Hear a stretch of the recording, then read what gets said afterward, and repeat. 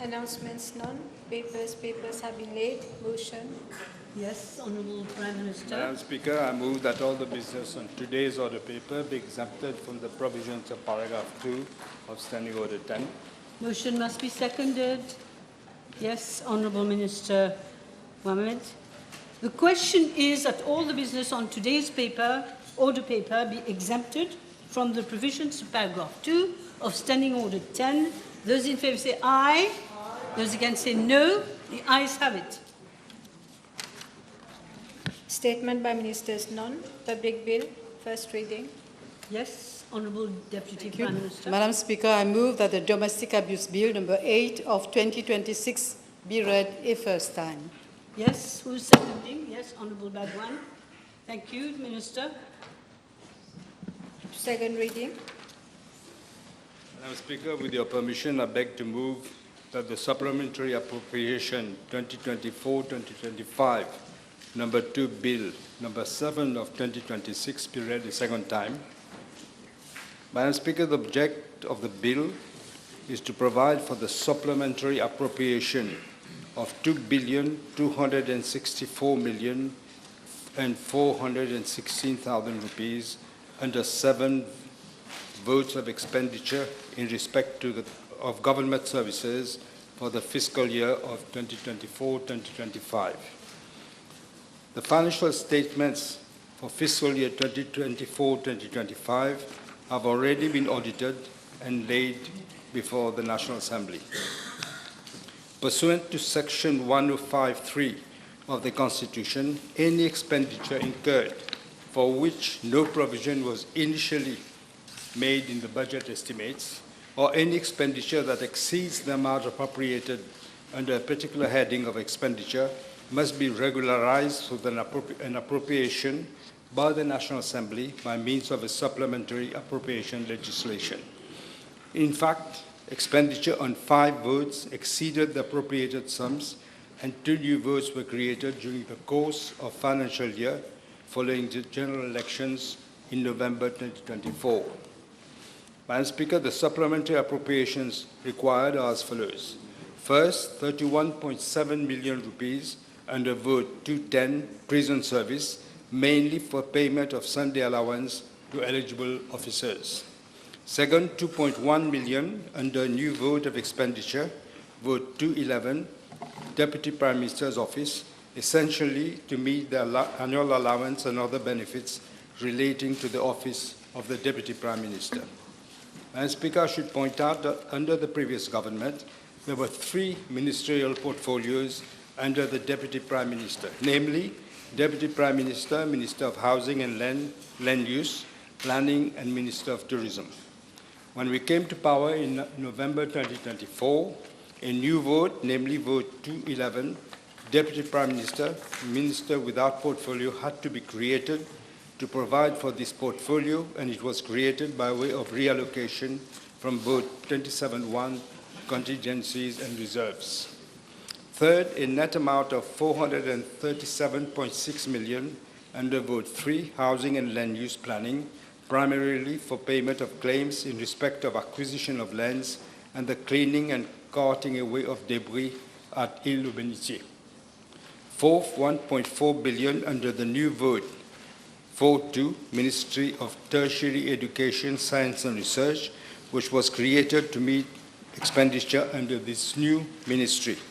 The provisions for this ministry were initially made under the then Vote 4.1, Vice Prime Minister's Office, Ministry of Education, Tertiary Education, Science and Technology.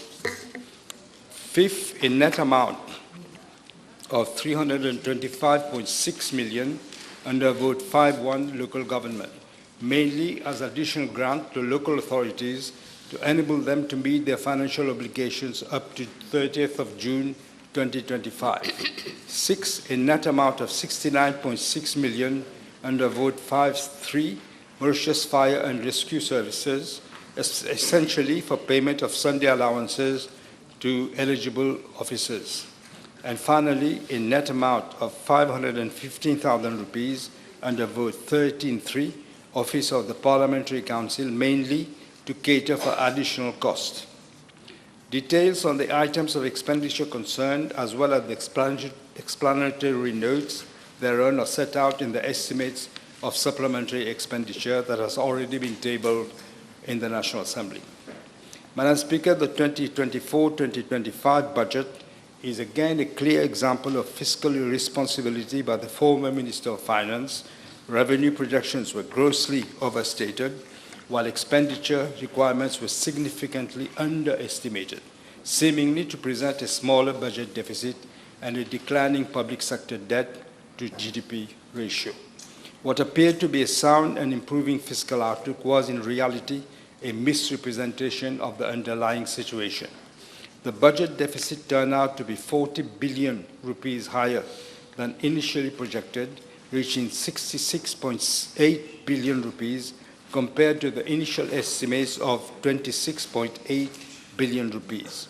The budget deficit to GDP ratio was much higher at 9.3% compared to the initial estimates of 3.4%.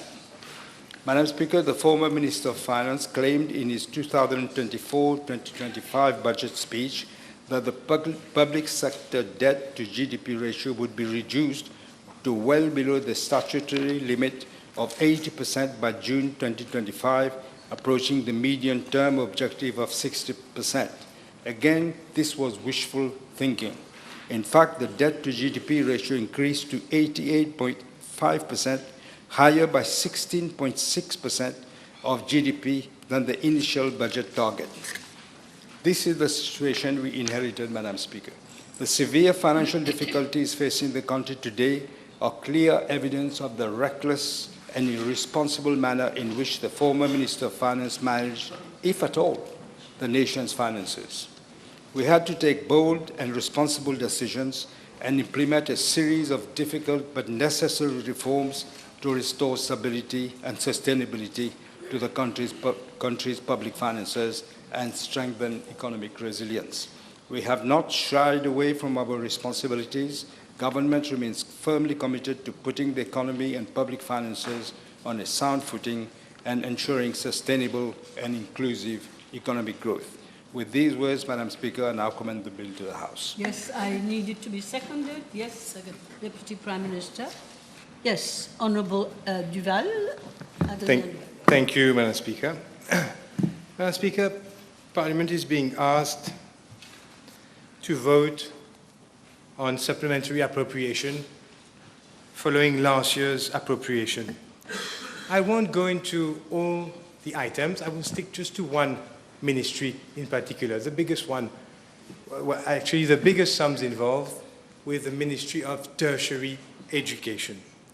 If we look at the budget last year, Parliament voted for 2.3 billion rupees for the Tertiary Education Ministry.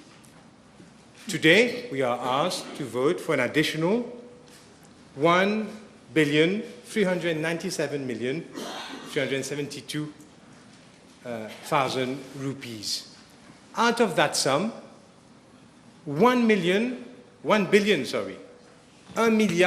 je vais le faire en français plutôt, 1,206 millions de roupies va à l'éducation tertiaire, aux institutions. Et l'éducation tertiaire, premièrement, chapeautée par le Higher Education Commission, qui, lui, en tant que régulateur, et finance les institutions publiques de l'État, les 9 institutions, et donc cet argent va pour financer l'opération de la Commission, incluant ces institutions. Voilà ce qu'on nous demande de voter. La première question que je me suis posée en regardant le budget de l'année dernière, l'appropriation dont on nous demande de voter un surplus, c'était quels étaient les objectifs fixés par le ministère des Finances, par le ministère de l'Éducation tertiaire plutôt, pour son ministère. Et vous voyez, Madame la Présidente, qu'il y avait par exemple, sous l'item 2002, Higher Education, a high quality, inclusive and globally competitive higher education sector. Et l'indicateur, le KPI, était les graduates, les diplômés qui trouveraient un emploi dans les 6 mois suivant leur graduation. Et un target avait été fixé, un KPI de 20%. Il est regrettable aujourd'hui que nous pouvons juger la performance du ministère sur ce KPI parce que sous le nouveau budget, ce KPI a tout simplement été enlevé. Donc nous avons voté pour que cette institution puisse instaurer au moins un environnement où 20% de ces gradués retrouvent un travail. Dans les 6 mois, ça a été enlevé. Ce qui change, c'est que maintenant l'indicateur est passé à 1 an. Et dans le nouveau budget, donc, l'indicateur passe à 1 an, mais on ne nous donne aucun indice de performance pour l'année écoulée. Et ça, c'est un problème, Madame la Présidente. On change les KPI en cours de route, on nous demande de voter sur les KPI qui ne sont plus aujourd'hui les KPI du ministère, et on vote avec l'effet rétroactif. C'est un problème pour moi, ça, Madame. La première chose. Ça, ça s'étend pas seulement à l'item 2002, ça s'étend sur les autres items aussi, Madame la Présidente. Vous allez voir, par exemple, que sur l'item 2003, on nous donne le KPI Global Innovation Ranking. Dans ce cas, ils ont mis le KPI et ils ont mis le target, mais il faut souligner que le target pour lequel nous avions voté les sommes l'année dernière et pour lesquelles on nous demande de voter des sommes additionnelles n'ont pas été achieved. On nous demandait, par exemple, d'améliorer le Global Innovation Index Ranking, de passer à 52 sur le rang. Nous sommes à 53, donc nous n'avons pas pu atteindre. Maintenant, Madame la Présidente. If I may? Yes. If I may? It seems to me that since you're dealing with a particular item, maybe it could be done later on, because the minister right now won't be able to reply to you, but if you do it at the later stage today, maybe then... No, I thought you were going to speak sort of globally. It is global. Okay, all right. Laissez-moi passer maintenant Minister will have to be patient. à la Higher Education Commission. On nous demande de voter 1,2 milliard de roupies. La Higher Education Commission, j'avais moi-même mis la question l'année dernière, en juillet. La Higher Education Commission est restée plus d'une année sans un conseil d'administration. La même chose pour le Quality Assurance, le QAA, le Quality Assurance Authority, qui s'occupe de, bien sûr, qui s'occupe en tant que Quality Watchdog de se satisfaire que les standards académiques et la qualité des programmes des institutions de l'État soient respectés. Quel est le rôle donc de ces deux institutions? Je l'ai dit pour le Quality Assurance Authority. Pour le Higher Education Commission, c'est le régulateur central. C'est lui qui s'occupe de financer les institutions publiques. On en a 9. Il y a l'Université de Maurice, il y a l'Université de Technologie de Maurice, il y a la Mauritius Institution of Education, il y a la Open University de Maurice, il y a le MGI RTI, il y a, et puis, bon nombre d'autres, Open University, Université des Mascareignes, etc., etc. Le Higher Education Commission, pour lequel on nous demande de voter les sommes de 1,2 milliard, Madame la Présidente, le Higher Education Commission, pour lequel on nous demande de voter et de donner une appropriation supplémentaire d'1,2 milliard de roupies, excusez-moi, elle n'a pas été constituée pendant plus d'un an. Et son rôle, Madame la Présidente, en tant que régulateur, c'est de s'assurer que la qualité de l'éducation fournie par les institutions tertiaires qui tombent sous elle, celles que j'ai nommées, s'améliorent. Excusez-moi, il y a murmure. Est-ce qu'il y a un problème? Yes. I guess the murmur you're hearing about is because, and I just was trying to hesitate not to raise this point of order. With all due respect to the honourable member, I understand that what we have supposed to debate today is that of 2024-2025. But what he is talking about mainly, and we've heard him very clearly, is 25-26. So that is being totally irrelevant and being totally unfair. There is no need procedurally and logically to mix the two financial years. Yeah, but he has an argument. Yes. So let him go. Thank you. I checked.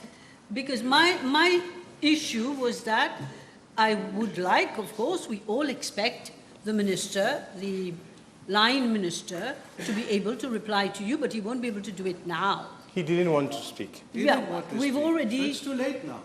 Yeah, it doesn't matter, he'll speak later. But, Madam Speaker, in any case, I am sticking to Yeah. what we are being asked to raise. Maybe I haven't been clear. Is it a... Yes, it is. Which one under which... Sit. What I'm trying to be very clear, Madam Speaker, Yes. is that there is an issue of relevance that you have to adhere to. Whilst I totally agree that it is your discretion, and which I bow to, what I'm only saying, with due respect to my honourable friend, is the following. He has to stick to 2024-2025. That's all. And he has not. Eh, attends, tu peux interrompre. Come Tu peux on, interrompre. Pas besoin d'interrompre. Honourable members, Soyez un peu démocrate. honourable members, the day is young yet, and we have to go until maybe midnight. So I would.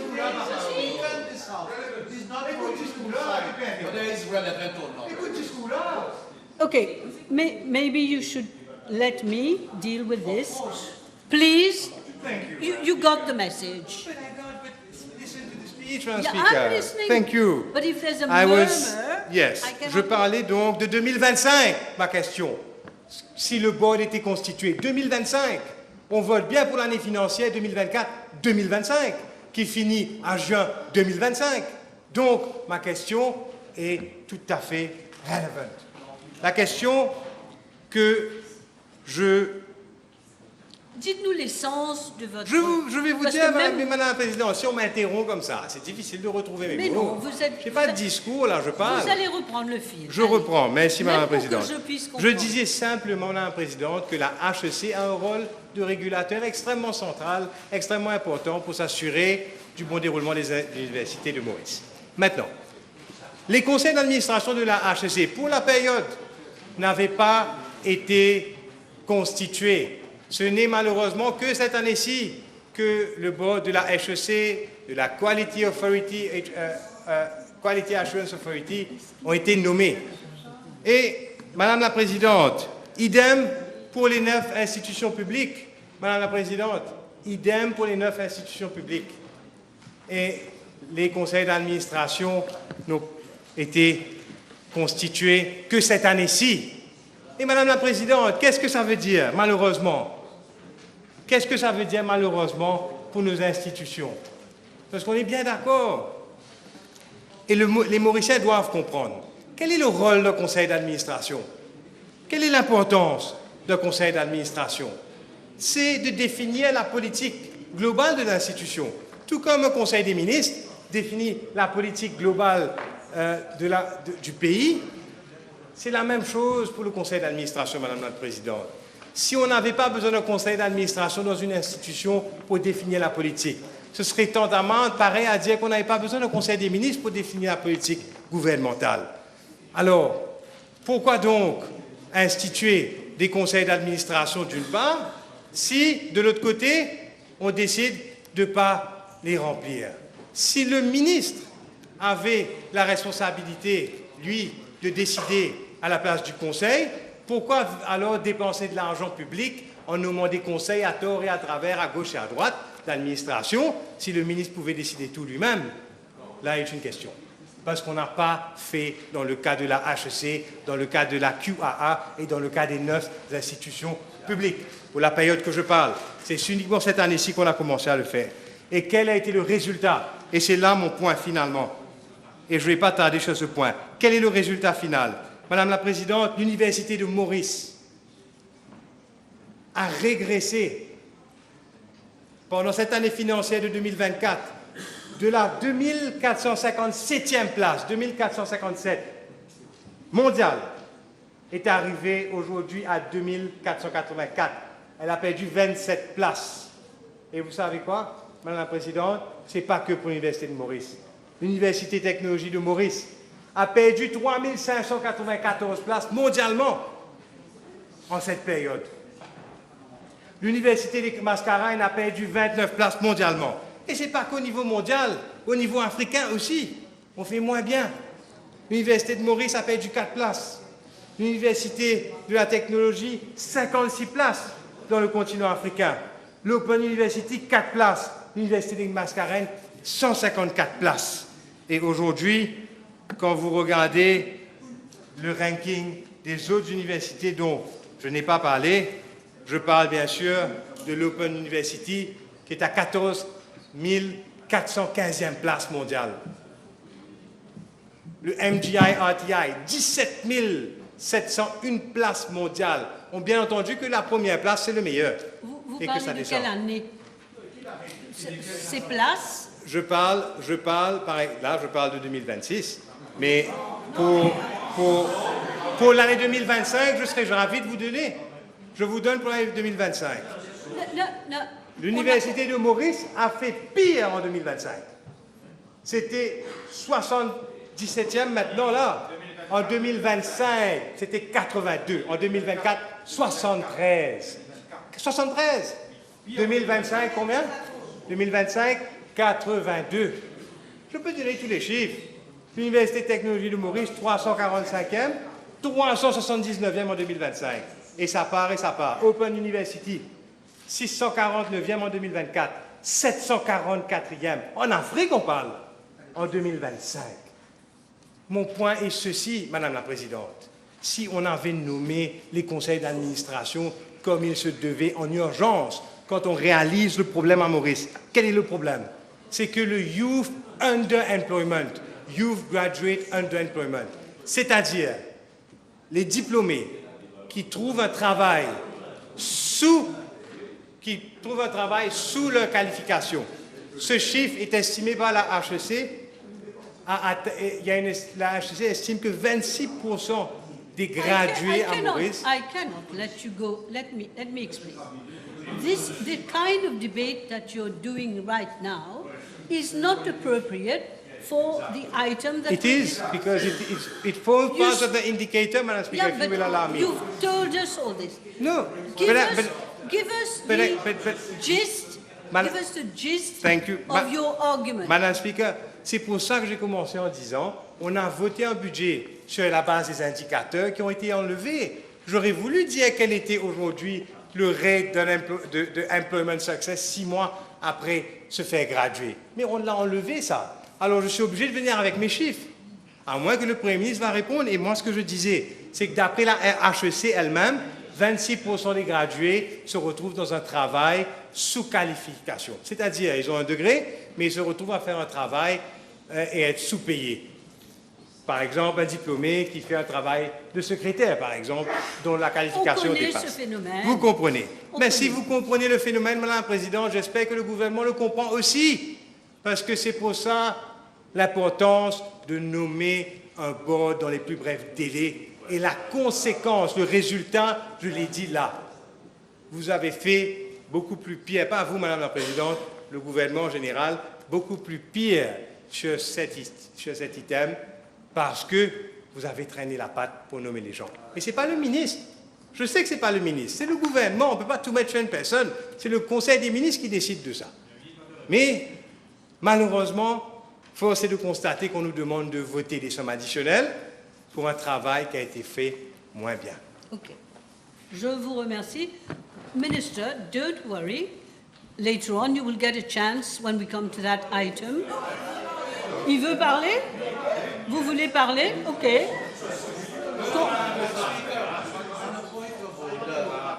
J'ai comme l'impression qu'on déroge au principe établi à l'intérieur de cette auguste assemblée.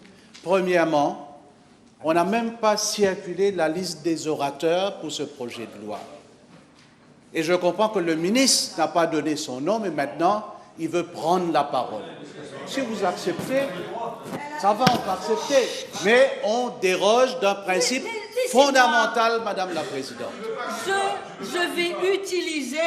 Asseyez-vous. Non, je vais utiliser ma discrétion pour laisser parler le ministre. Allez-y.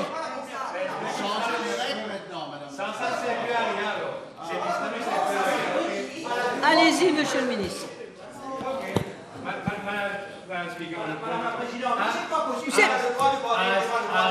Non, je ne peux pas avoir 3 membres. I don't want you all to be standing at the same time. I've already said that I'm using my discretion to allow the minister to speak. There has been, you don't agree, you may not agree. I understand. One moment. Let me speak. Let me speak.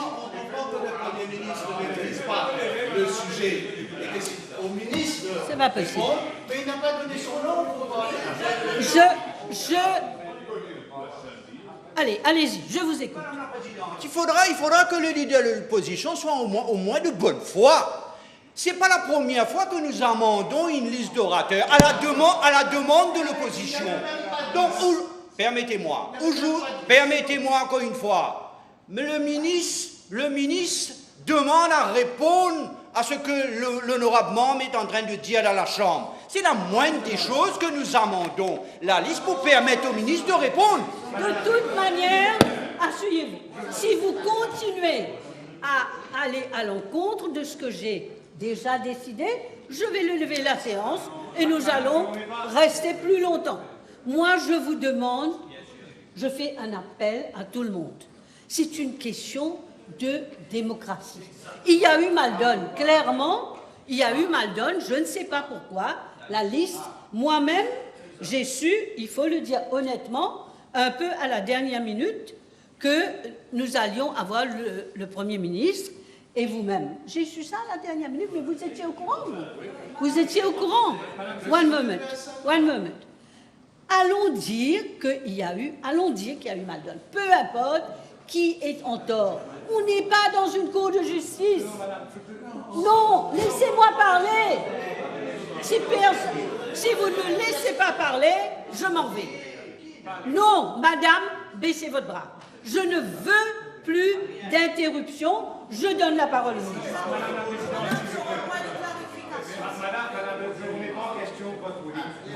J'espère.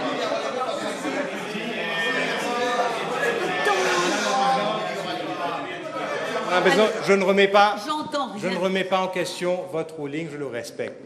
Simplement, en ma qualité de whip de l'opposition, je cherche une clarification sur votre ruling. Est-ce que, Madame la Présidente, cela veut dire qu'à partir de maintenant, on n'établit plus de liste commune avec le whip du gouvernement et qu'on va retourner sur les standing orders qui prévoient the member shall speak those that member who shall catch the eye. If it is the case, so be it. No. But you are changing the rules. Allez, vous voulez... une minute. Sur la question de la liste. Oui, Madame la Présidente, sur un point de clarification, je tiens à préciser que le whip de l'opposition est de mauvaise foi, puisqu'il a lui-même, ça fait 4 fois, un moment il va parler, un moment il ne va pas parler, un moment il va reparler, un moment il va parler. On a amendé cette liste plusieurs fois, alors il est de mauvaise foi, mais... Je n'ai jamais dit, s'il vous plaît, Madame la Présidente, je n'ai jamais dit, Stéphanie, c'est bon que tu m'écoutes, je n'ai jamais dit qu'il n'était pas sur la liste. J'ai dit que ce n'a pas été agréé et que si on va changer ces modalités, je n'ai jamais été de mauvaise foi. C'est pas moi qui ai dit ça. J'accepte que j'ai changé mon avis pour parler. Ça n'a rien à voir. On est tombé d'accord ce matin quelle va être la liste des orateurs. Écoutez. C'est pas un code. Madame la Présidente, je respecte votre droit de rajouter. Tout le le monde doit... Madame la Présidente, si je peux, je respecte votre droit de rajouter, je ne le remets pas en question. Je dis simplement, Madame la Présidente, que les modalités sont en train de changer. C'est tout ce que je suis en train de dire. Si vous voulez parler de modalités, j'aurai des choses à dire sur votre rôle concernant la consultation avec les membres de l'opposition à chaque fois. Je ne veux pas mettre de l'huile sur le feu. Ça n'est pas du tout notre objectif aujourd'hui. Aujourd'hui, notre objectif, c'est d'arriver... Alors, le ministre, vous avez été tellement dans tout ce détail-là. Je trouve que c'est la moindre des choses que j'utilise. Je dis qu'il a le droit de répondre, mais monsieur le ministre, répondez que sur ce qui a été dit, s'il vous plaît. Allez-y. Thank you. Non. Thank you, Madam Speaker.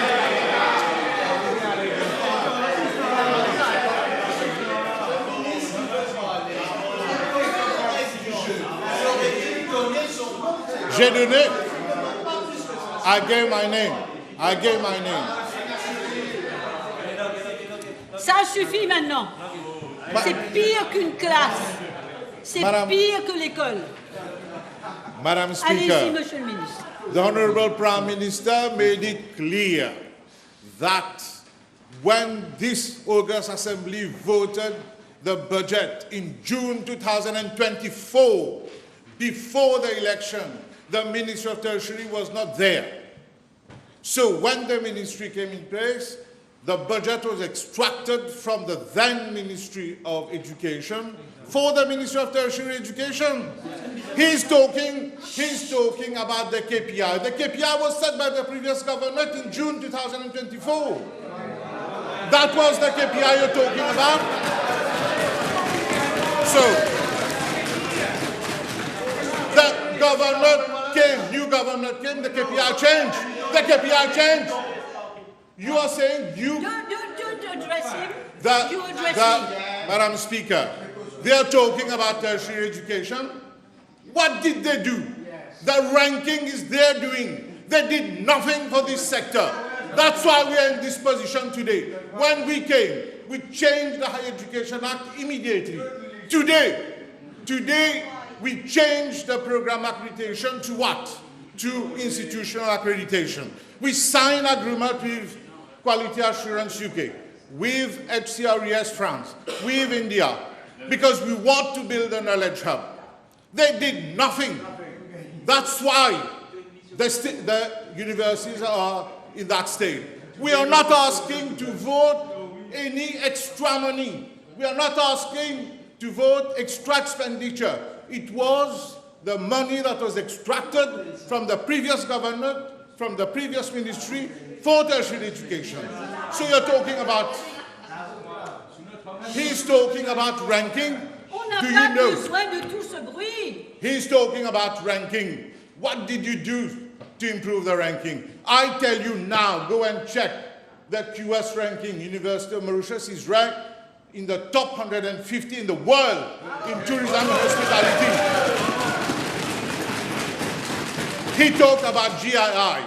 The GII, we are 53rd, first in Africa, 6th in developing nations. He's talking about GII.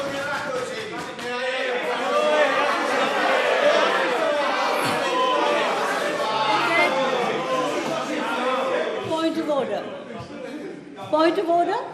Stop addressing the Speaker when we talk in this House, Madam Speaker. Monsieur le ministre. Bon, allez, ça suffit.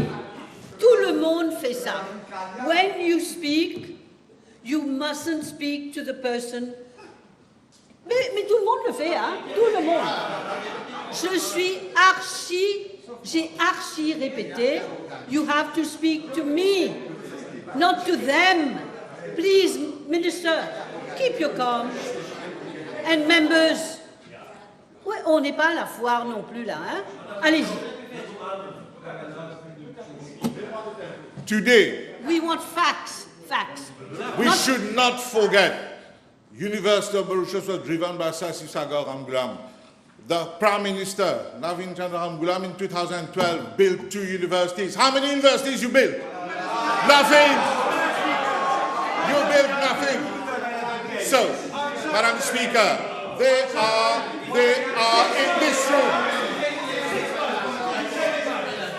Madam Speaker. We don't want a political speech, please. No, I'm responding. Answer. I'm responding to. We are in the supplementary. I'm We are doing he the said. We are in ESE. Don't make political speeches. Allez-y, mais moi je vais partir hein, si ça continue. Oui, ben voilà.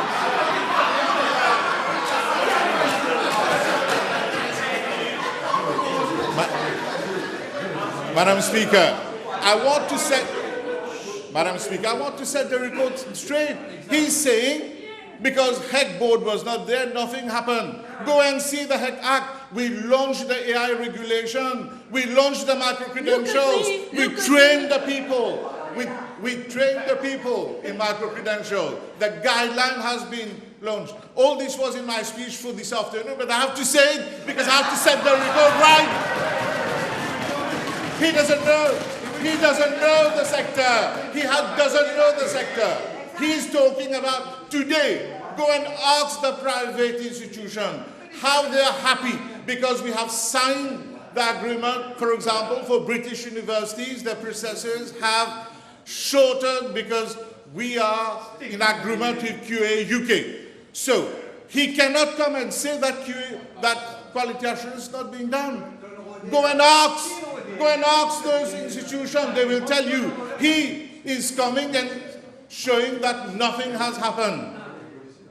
Let me tell him, talking about ranking, it requires investment over a number of years. I give you the example of Singapore. National University of Singapore is ranked 17th in the world. They applied the same formula for 15 years. 15 years of investment. And today, that formula was repeated for Nanyang University of Technology, Singapore, which is also ranked in the top 30. I know this sector on the finger of my tips, and I know that he's the member fingertips. So, of the tip of my finger, and he is trying to tell us today that this sector has not progressed. This sector has not moved ahead.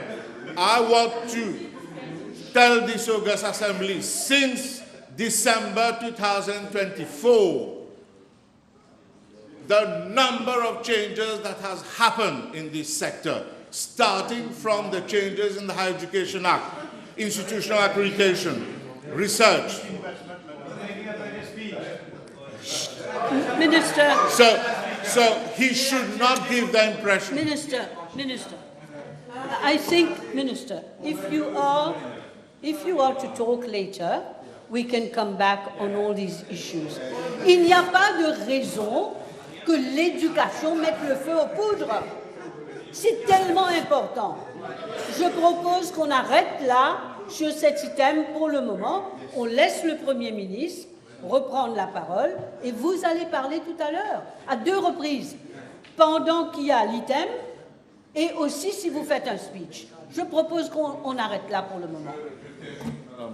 La Présidente, just to tell you that money that he's saying That's it. has been spent on the salary of lecturers. What does he want? He wants that we did pay the lecturers. It was spent to run the universities. It was spent on grants given on research. It was spent to ensure that labs are not closed. So, this is important for us to know, that the money, first, it is not extra expenditure. I want to make that clear. And that money has been used to run the universities, to run the labs, to provide grants. So, Madam Speaker, this is the truth, and I wanted to set that record straight, and I thank you for giving me this opportunity. Honourable Prime Minister now. Please, everybody, now we relax, we breathe. Prime Minister. Yes, Madam Speaker, I just want to remind the Honourable Opposition Whip. I did say in my speech that this 1.4 billion, which was created to meet the expenditure under the new ministry.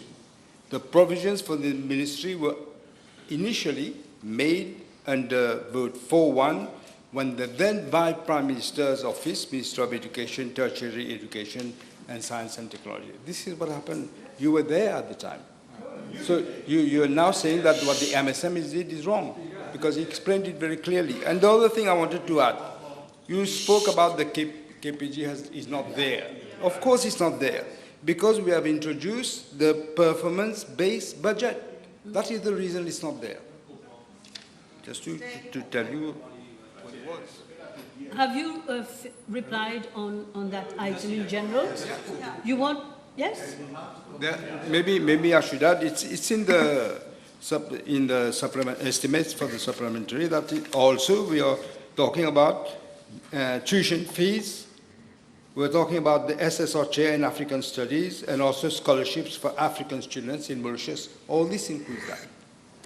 Do you want to reply on the other items, Prime Minister? He didn't raise any other. No, the other items that we're dealing with? No. Are you going? No, he didn't raise any. Okay. C'est fini? Yes. Will you please move that it be read a second time then? It is seconded.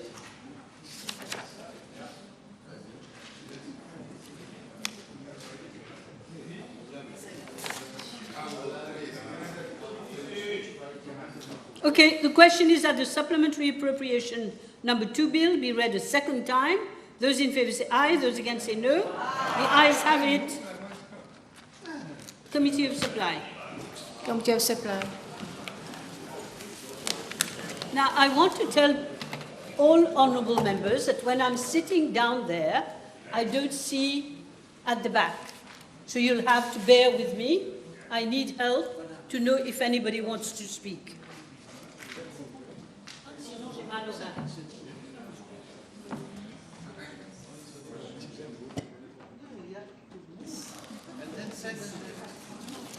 Madam.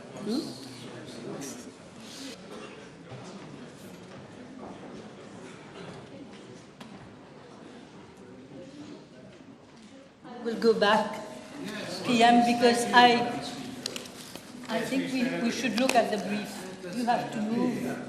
You have to move for the second reading.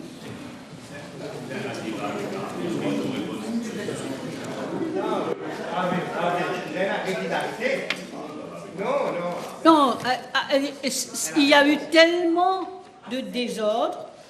I was trying to get the Prime Minister to move that the bill be read a second time and then have it seconded. Yes, I tried to do it. We are all humans. Heureusement, pour l'instant.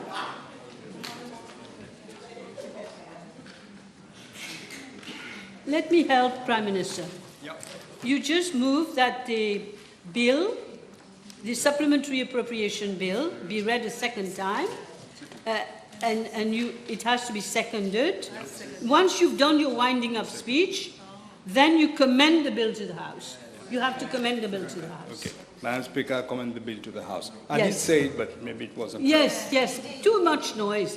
Somebody will second. Yes, Minister. So now I say again, the question is that the supplementary appropriation 2024-2025, number 2 bill, number 7 of 2026, be read a second time. Those in favour say aye. Those against say no. The ayes have it. Okay, now I move to the table. C'est comme le théâtre, hein?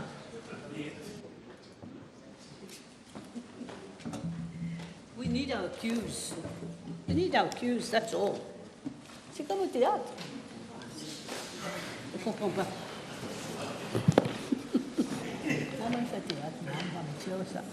Yes.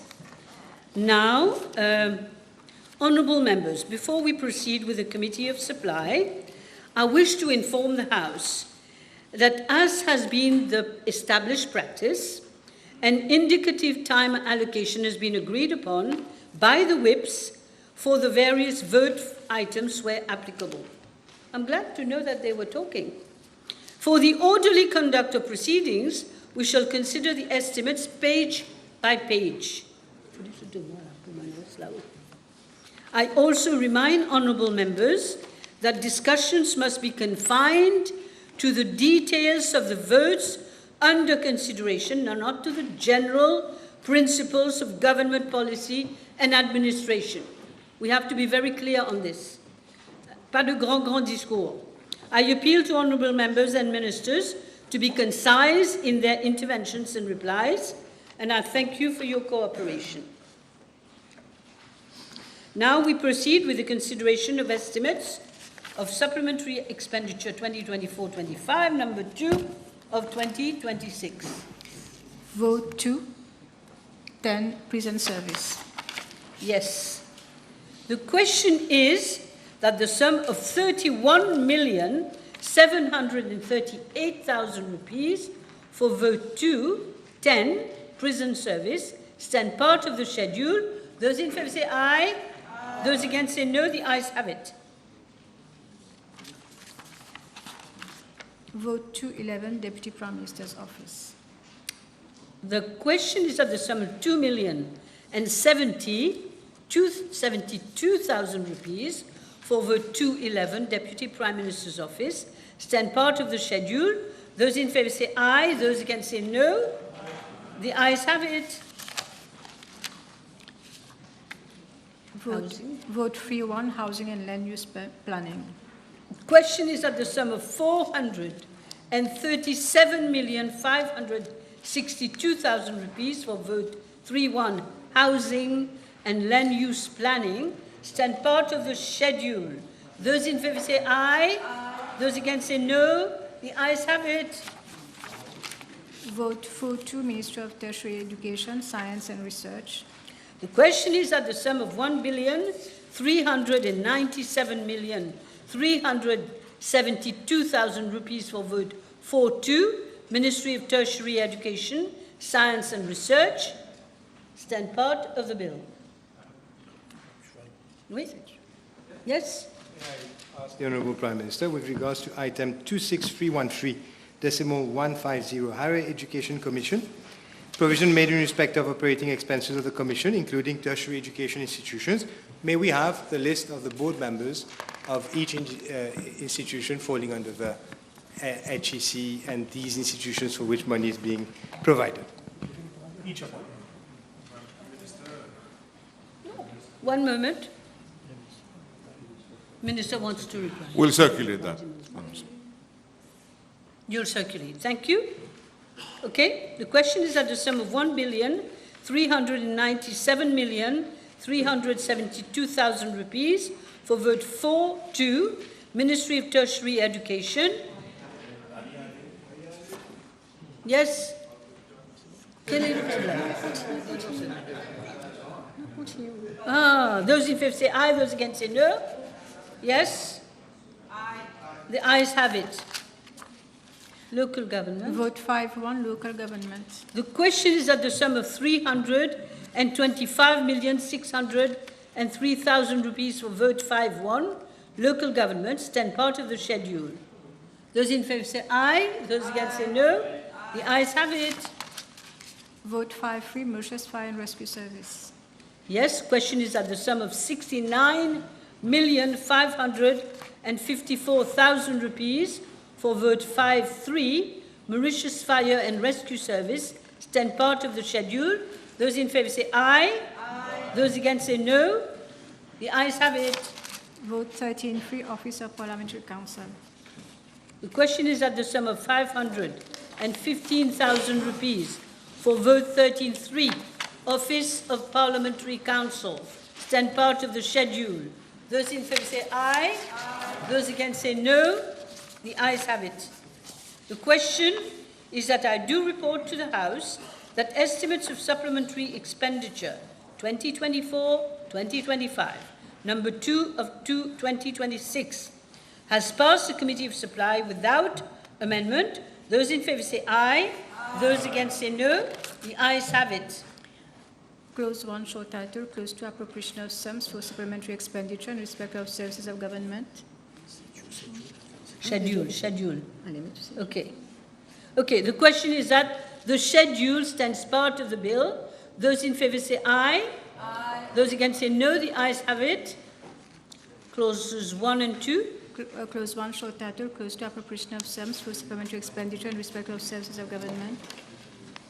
The question is that clauses 1 and 2 stand part of the bill. Those in favour say aye. Those against say no. The ayes have it. The title. Title and enacting clause.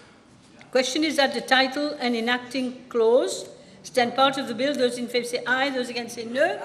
Ayes have it.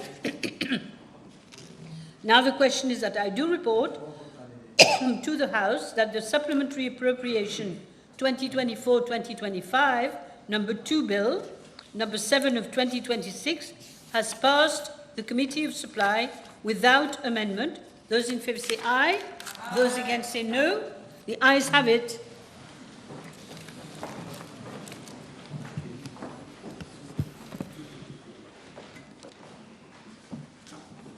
You may resume your seats. Honourable members, I have to report to the House that the estimates of supplementary expenditure 2024-2025, number 2 of 2026, and the supplementary appropriation 2024-2025, number 2 bill, number 7 of 2026, have passed the committee's supply without amendment. Third reading. Madam Speaker, I move that the Supplementary Appropriation Bill 2024-2025, number 2, Bill number 7 of 2026, be read a third time and passed. Yes, motion seconded. Yes, Deputy Prime Minister.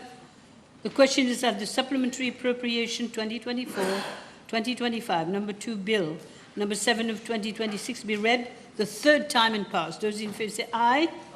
Those against say no. The ayes have it. Public bill, second reading.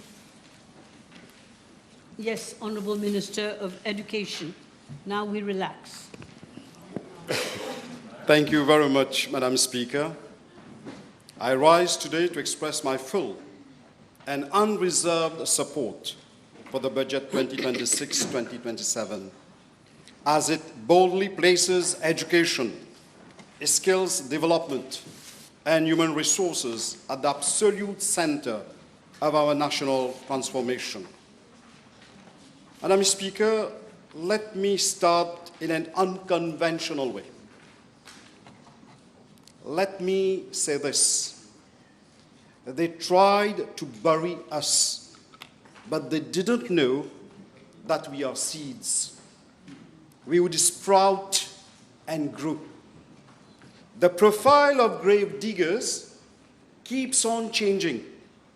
While grave diggers may continue in their quest to bury, we have to sprout and grow, because we are the children who believe in life, we are the children who believe in hope, we are the children who believe in faith. I stand before this House not merely as a minister presenting figures, but as someone who has spent more than 3 decades in this sector. My conviction remains completely unshakable. Our children possess boundless potential. But potential is like a seed. It holds the intrinsic promise of a mighty tree.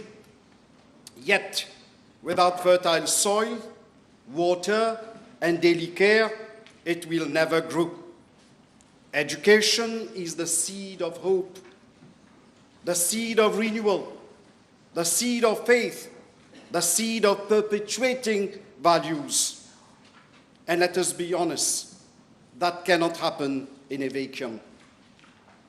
As the head gardener, the Minister of Finance, the Prime Minister, provides us with the proper ground for the seeds to grow. And there are thousands of teachers, educators, headmasters there in our classrooms, in our schools, who ensure that these seeds grow to fruition. Definitely, there are problems in the sector, in the education sector, we have to acknowledge, and people like grave diggers will wait for problems. will be happy when there are problems. Let me enumerate a few problems that have existed, that exist, and hopefully, in an ideal world, one day, we do away with those problems. Shortage of books, delay in printing, shortage of staff because we do not have qualified ones in the market, problems with infrastructure, bullying, indiscipline, and drugs, shortage of requisites, high dropouts, a skill mismatch between education programs and job market demand, integrating learners with disability into mainstream education. What do? We, as gardeners of that garden, do we lose hope? Do we stop planting?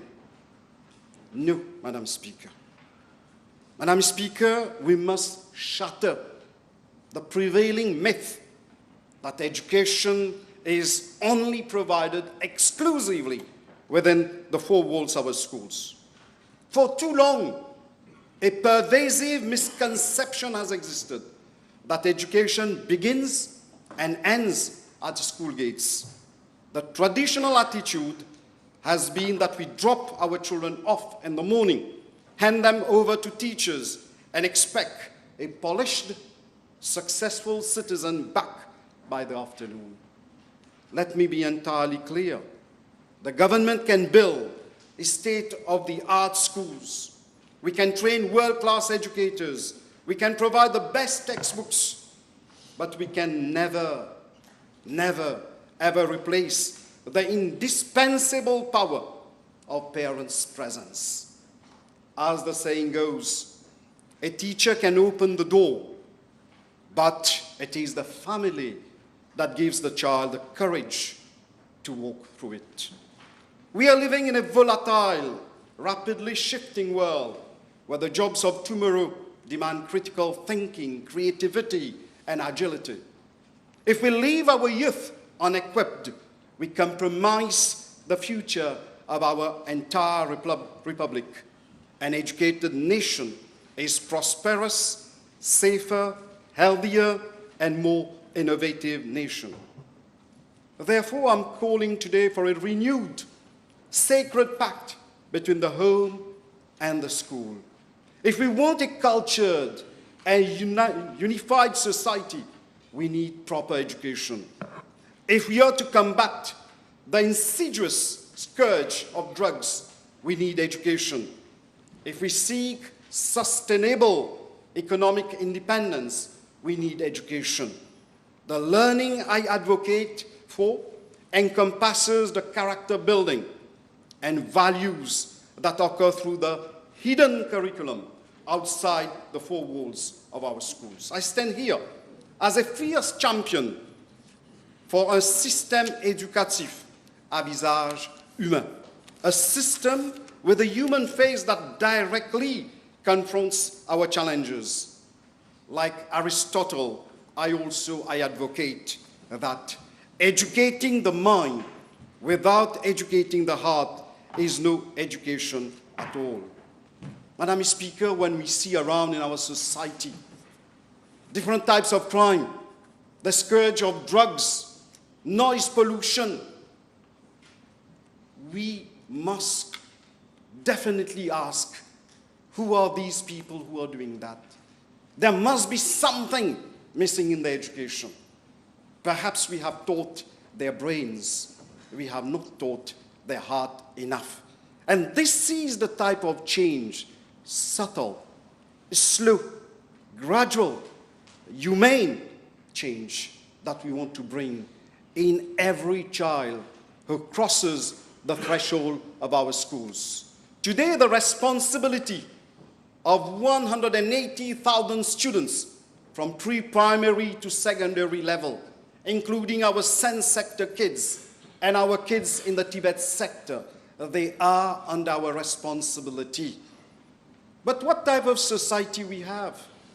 No sooner do 1 or 2 students misbehave at the bus station and the school premises, 1 or 2 students misbehave, the whole society starts castigating the whole class of students, I will invite those people who always are negative, try to see what our kids are doing through extracurricular activities, through Jeux Intercollèges, and for that I thank the Honorable Minister of Sports. You have to see what our kids are doing for MUN. You have to see our kids performing on stage. Here, in the Parliament here. The other day, I went for a play, and I would like to recommend it to everyone listening to me, to one of the greatest authors of English literature, Roald Dahl, who has written Matilda. And this play, this novel in itself can help Mauritians to be sensitized about bullying issues. Bullying does not start in schools.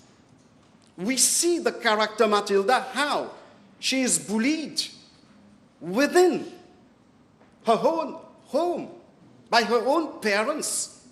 There are thousands of children in this republic who suffer not because of outsiders, because of a close family member. Then bullying goes and enters school compounds, classrooms, bus stations. And I would like to thank the Honorable Prime Minister for devoting a reasonable sum of money to combat it. But let me tell the nation, we didn't wait to tackle it. Even if for the past 10 years, they almost did nothing for that. I'm not going to complain for what they didn't do, but what we did last year. Last year, Madam Speaker, we sensitized 10,000 Mauritians, including the students, parents, educators, about this problem of bullying. Because we want our nation to take a firm stand against bullying, whether it is at home, whether it is outside. We are a nation, unfortunately, we keep on comparing our kids. Once our kids get a result, academic result in sports, in any field, we start comparing our kids with our neighbor, with our relatives' kids. When our kids cannot match that level indirectly, this I call it academic bullying. Sometimes it is very subtle, but it exists in our society. As a nation, we must be sensitized about this evil called bullying. There are various forms of bullying. Financial bullying, bullying based on power, based on various levels. And I want today to request, to make a plea from the whole nation. Together, we have to combat not only bullying, but the scourge of drugs and discipline. The best place a child learns something is at home. When parents sometimes, in some cases, set the wrong example, kids learn them and they come and replicate them in school.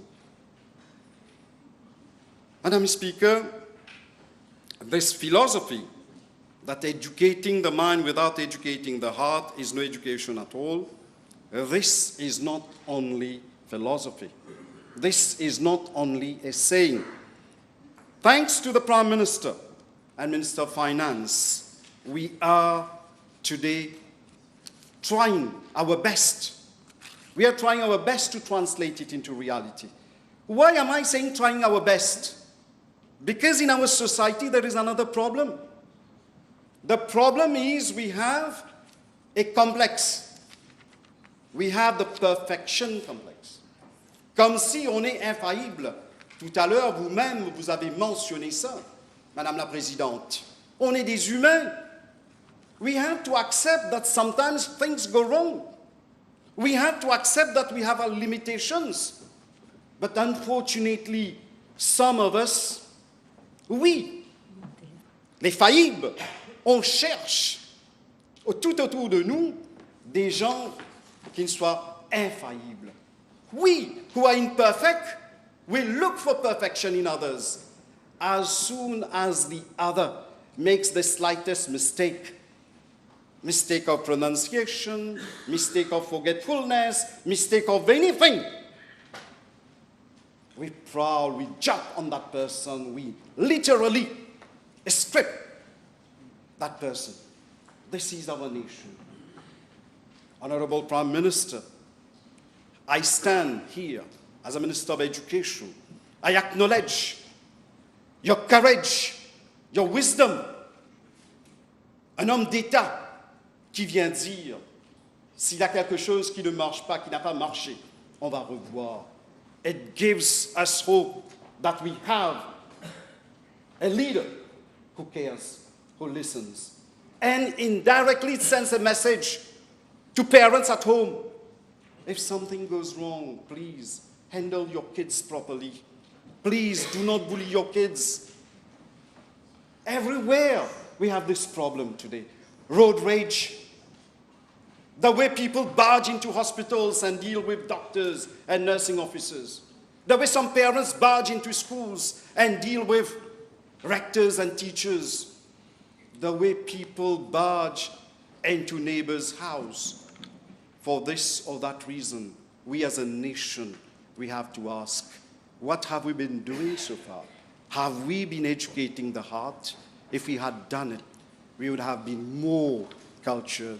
Our approach towards others would have been far better. How do we translate our philosophy into reality? What does the budget do? In spite of financial constraints, in spite of hard times, the Prime Minister, who has at heart the welfare of the kids of the nation, what does he do? He offers the second highest budget to the Ministry of Education, increasing it from last year's 20.525 billion to 22.950 billion this year. This represents the second highest budgetary allocation, surpassed only by that of Social Security. This is an undeniable rolling statement of intent. True educational justice is measured by how we protect and uplift our most vulnerable. That is why this budget has seen an increase from 562 million to 619 million rupees, which will directly impact on the lives of 3,000 children whose needs are unfortunately on the rise. There may be problems tomorrow morning in a SEN school. There may be a shortage of carer, a shortage of equipment. It does not mean we do not care. It means we have trying. Sometimes we try, however much. Unfortunately, we are not successful. And this budget is providing for something very interesting. People listening out there should understand we are a compassionate government. We are establishing a specialized early intervention units in primary schools for children aged 3 to 5 to address challenges at the very absolute root. We are recruiting and deploying occupational therapists, speech therapists, and physiotherapists directly into our SEN institutions. We are allocating 5 million rupees for specialized equipment and 9 million to upgrade classrooms into supportive learning environment. We are introducing an immediate 20% increase in the cessational fees for the dedicated specialist. We are setting up SEN integrated units in 7 primary schools and SEN resource and development units in 5 primary schools. Madam Speaker, thanks to the personal intervention of the Prime Minister and Minister of Finance, because I was heading the Interministerial Committee to review, to analyze what will happen to 3 pre-primary education schemes. I thank my colleague ministers who were in that committee. And you will testify when we talk to the Prime Minister. He was very receptive. And immediately he gave the instructions not to touch the free pre-primary education scheme. And thanks to him today, we are providing 782 million to protect and sustain free pre-primary scheme. We are also providing 299 million to our public pre-primary schools to ensure equity of quality from day one. Madam Speaker, there is one thing we will not do like the previous government. What was the previous government doing? They were weaponizing grants. They were weaponizing whatever they were doing for political gains. We believe that we need to protect our kids. We just do it. We don't make a show out of it because we care for them. Again, we maintain we are not educating the mind of our kids. We care, and that is why we have the heart for those children, around 3,000, more than 3,000 kids. We are systematically overhauling our teaching practices to build real and lasting capabilities. For primary education, the budget is 5.955 billion, almost 6 billion. We are reviewing the basic literacy and numeracy program for grade 1 and 2. Madam Speaker, we couldn't as a nation continue with the status quo. What happens to nearly 30% of our kids? Nearly 30% of our kids leaving primary schools after PESAC exam, unable to read and write. This is a tragedy, and we have to address it. How do we address it? Has it been addressed so far? And that is why we are saying, right from grade 1 and grade 2, let us change and revamp the teaching and learning transaction. Let us revamp the way we teach them. That is why I have been meeting lecturers at the MIE. I have been meeting headmasters. We want to devise new ways of teaching mathematics, not the traditional way. We want to devise new ways to make kids learn, read, write, so that they move towards education. Some kids have one issue. It is important parents realize they have a phobia for schools. They have a phobia for reading. They have a phobia for mathematics. And also, we have a lot of different forms of dyslexia. And that is something that has to be detected on time in order to help them. We also revamping the STEM education, the national reading initiatives, but also we want to ensure that natation scolaire, that is the swimming program, in collaboration with the Ministry of Sports, we implement it for the overall welfare of our children. We are also sustaining the primary school supplementary feeding project. For secondary education, Madam Speaker, our budget is 13.161 billion. Let me come to what we have done. Many people ask, what have you done over recent months? Madam Speaker, one or two things that we have done, and we are happy we did it. One is, as from January 2025, when our kids got their SC results, we allow them to move to lower 6, even if they have 3 or 4 credit. Had the previous government been here, 2,500 kids auraient été jetés sur la pavée. They would have been removed from schools. We did it. Definitely, the first cohort of students with 3 and 4 credit will be taking exam this year. They will be taking exam, Madam Speaker. And we may predict that results may not be very flattering. may not be. There will be a lot of criticisms on social media, especially by those who wish us to go to doom. But let me tell them, au nom de ces enfants-là, soyez rassurés les enfants, je me tiens debout and I'll take all the blame on my shoulder. Because we love you, we care for you. And that is why in our schools, what are we doing? We have initiated an academic monitoring committee, which every month they give me an update about the performance of these students. We are trying our best because the public outside there, they do not know what is silently being done in order to review, revamp the curriculum and help.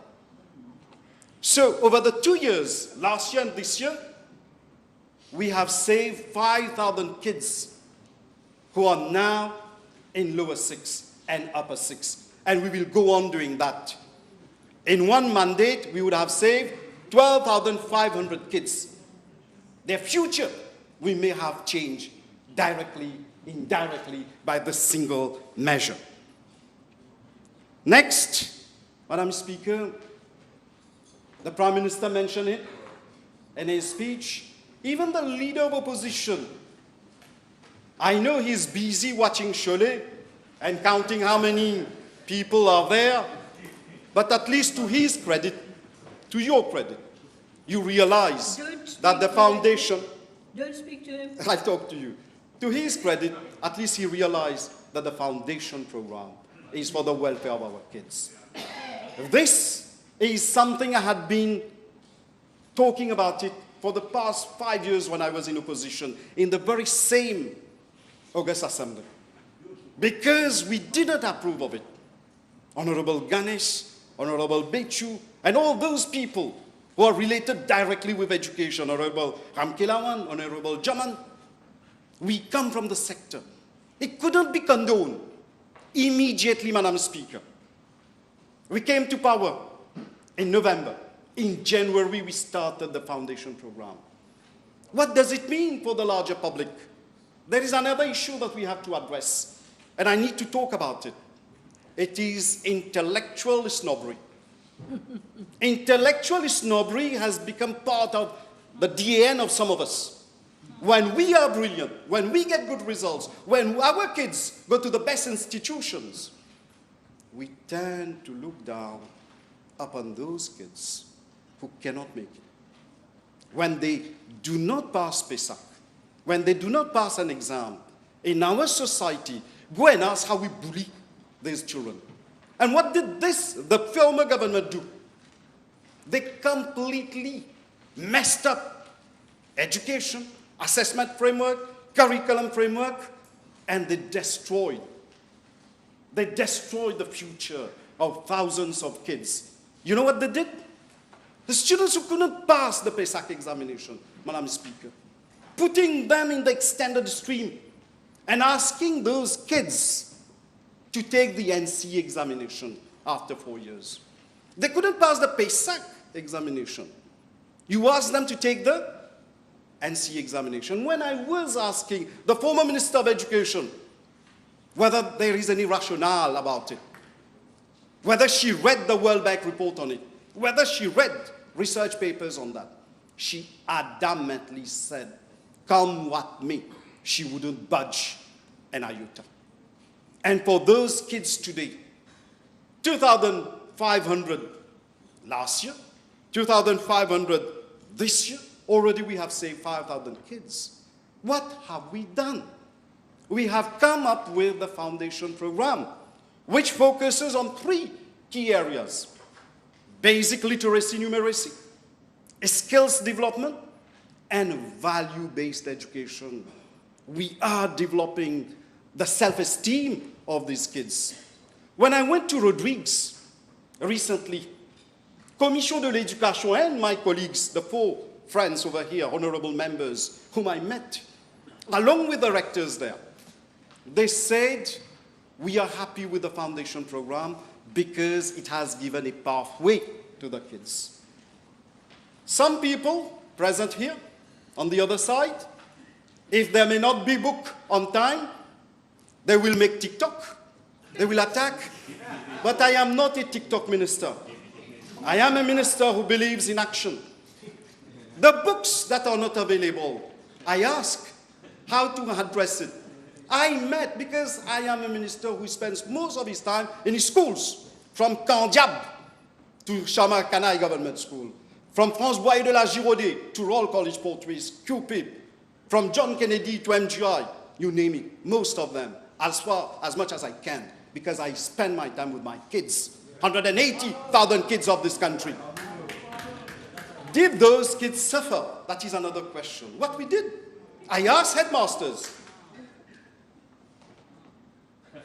Proper education is still needed for some. Proper education is still needed.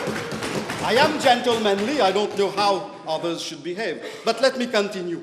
Proper education, because your kids do not go to these schools. Please let me continue. I go to those schools. What we did, there is what we call, I'm informing them, they don't know.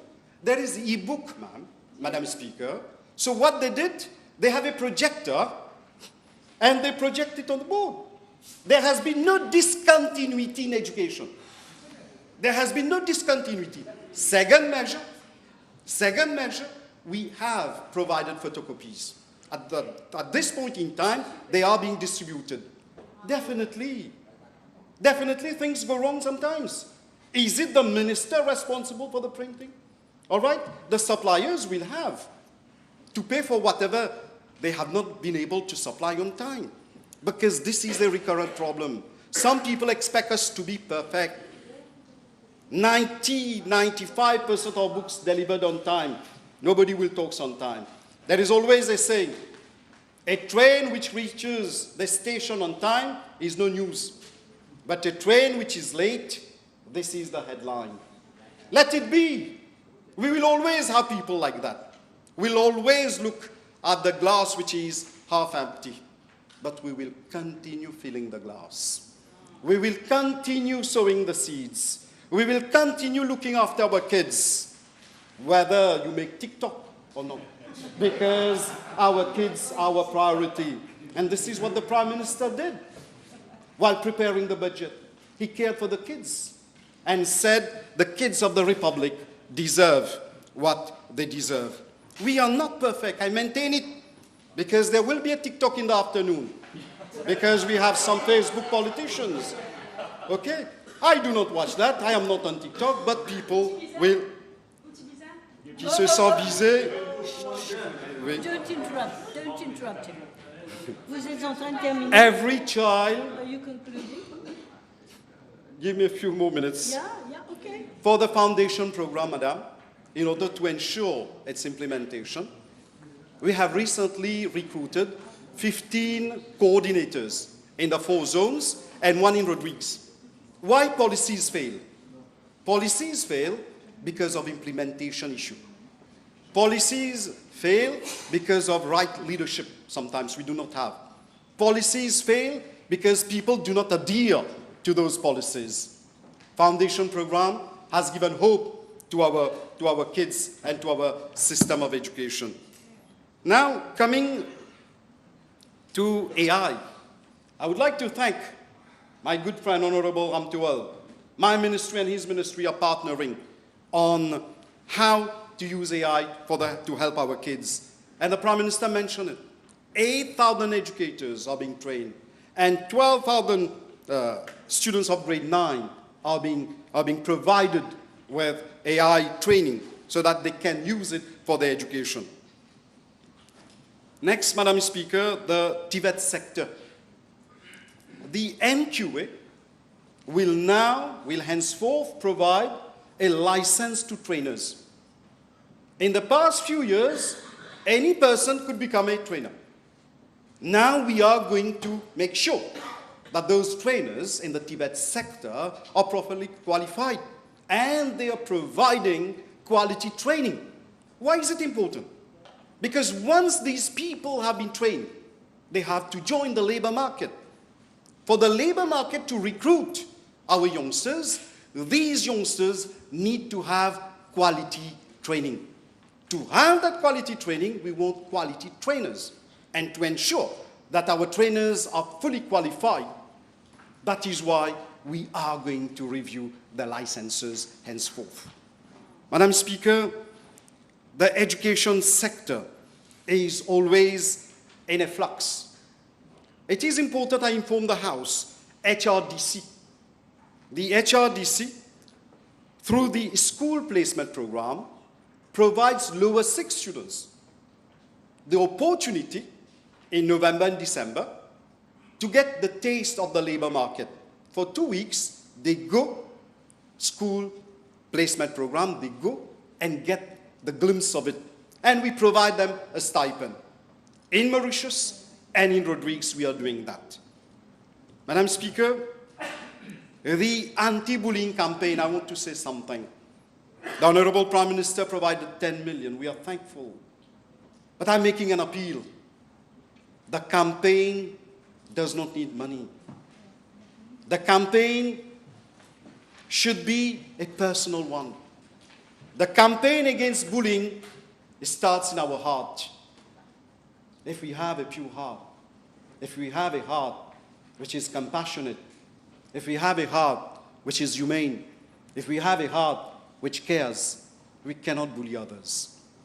Unfortunately, in the very house here, past 5 years, when you were not the Speaker, we were being bullied. The previous government bullied so many people, legally, politically. They had one concept of planting. They had one concept of planting. But I will use the metaphor of seeds differently.